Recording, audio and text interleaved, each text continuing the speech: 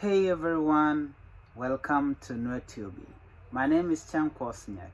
In today's topic, we are going to diving into 5 powerful words you can add to your vocabulary. These are words that you can use every day to sound more fluent and confident in English. Before we get started, I would like you to do one small thing for me. Please subscribe to my YouTube channel, like, share or comment. Let's get into the topic. Word number 1, resilient. What do you mean by resilient? Resilient means being able to recover quickly. This word is great for describing strength and determination. The word resilient. The next word is empathy. What do you mean by empathy? This is the ability to understand and share the feeling of others. When you can understand somebody and you can share the feeling with others, it's what we mean by empathy. It is a key skill in building a strong relationship.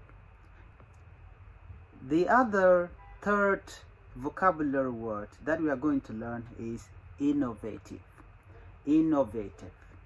If something is innovative, it is new and creative, like groundbreaking idea or invention. For instance, the company innovative product are changing the way we live. Innovative means coming up with original content or a new idea. 4. Vocabulary number 4. Perseverance. What do you mean by word perseverance?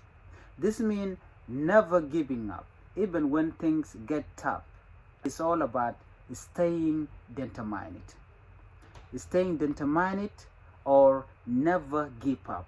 You have to keep on trying, or we can simply say that perseverance means hard work. The final word that we are going to learn today is cognizant. Cognizant. What do you mean by cognizant? This word means being aware of having knowledge of something. You are aware of having an idea or you know something is what we call by cognizant. It is a smart word to show that you are thoughtful and informed. That's what we mean by cognizant.